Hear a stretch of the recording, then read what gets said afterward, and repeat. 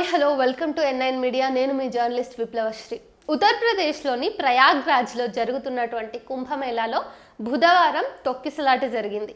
మౌని అమావాస్య సందర్భంగా భక్తులు కోట్లాదిగా తరలివచ్చి త్రివేణి సంగమంలో పుణ్యస్నానాలు ఆచరిస్తుండగా తోపులాట చోటు చేసుకుంది. ఈ ఘటనలో 30 మంది మృతి చెందారు, 60 మందికి పైగా గాయాలయ్యాయి. దీంతో మౌని అమావాస్య రోజున సాంప్రదాయబద్ధంగా నిర్వహించే అమృత స్నాన్ కార్యక్రమాన్ని అధికారులు రద్దు చేశారు. కుంభమేళాలో తొక్కిసలాట జరగడంపై ప్రధాని నరేంద్ర మోడీ విచారం వ్యక్తం చేశారు. గాయపడిన వారు త్వరగా కోలుకోవాలని ఆకాంక్షించారు. రాష్ట్ర ప్రభుత్వంతో సంప్రదింపులు జరుపుతున్నానని, సహాయక చర్యలపై ఆరాధిస్తున్నానని చెప్పారు. కుంభమేళాలో జరిగిన విషాద ఘటనపై రాష్ట్రపతి ద్రౌపది ముర్ము, ఉపరాష్ట్రపతి జగదీప్ ధన్కర్, కేంద్ర హోంమంత్రి అమిత్ షా, పశ్చిమ బెంగాల్ ముఖ్యమంత్రి మమతా బెనర్జీ, లోక్సభలో ప్రతిపక్ష నేత రాహుల్ గాంధీ సహా పలు రాష్ట్రాల నేతలు విచారం వ్యక్తం చేశారు. మృతుల కుటుంబాలకు సంతాపం తెలిపారు.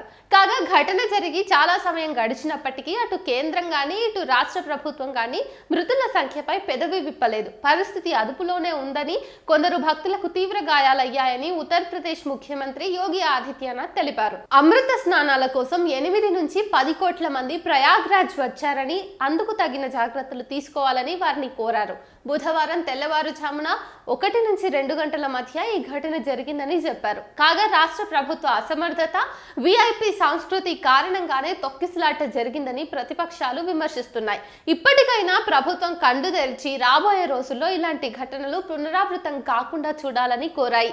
తొక్కిసలాట జరిగిన తర్వాత కొందరు పీఠాధిపతులు, అఖారాలు త్రివేణి సంగమానికి వచ్చి అమృత స్నానాలు ఆచరించారు. ఆ సందర్భంలో పోలీసులు భారీ బందోబస్తు ఏర్పాటు చేశారు.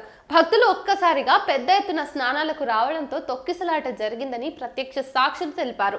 కొందరు కింద పడిపోయారని, పరుగులు పెడుతున్న వారి పాదాల కింద నలిగిపోయారని తెలిపారు. పరిస్థితి అదుపు తప్పిందని, తప్పించుకునేందుకు కూడా అవకాశం లేకుండా పోయిందని, అన్ని వైపుల నుంచి ప్రజలు తోసుకుంటూ వచ్చారని వివరించారు. పుణ్యస్నానాలు ఆచరించే తొందరలో కొందరు భక్తులు బారికేట్లపై నుంచి దూకేందుకు ప్రయత్నించి తీవ్రంగా గాయపడ్డారని అన్నారు. పలు చోట్ల తొక్కిసలాటలు జరిగాయి.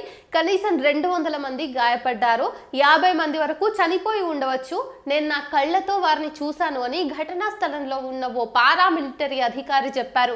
ప్రజలు భారీగా రావడంతో ఇవాళ స్నానాలు ఆచరించరాదని అఖారా పరిషత్ ఆచార్యులు నిర్ణయించారు. సామాన్య ప్రజల సమస్యలను దృష్టిలో పెట్టుకొని నిర్ణయం తీసుకోవాల్సిన అవసరం ఉంది. దానికి అనుగుణంగా పుణ్యస్నానాలు ఆచరించకుండా ఉండేందుకు అఖారాలు అంగీకరించారు. వసంత పంచమి రోజు పుణ్యస్నానాలు చేస్తామని నిరంజని అఖారా అధిపతి కైలాసానందగిరి మహారాజ్ చెప్పారు.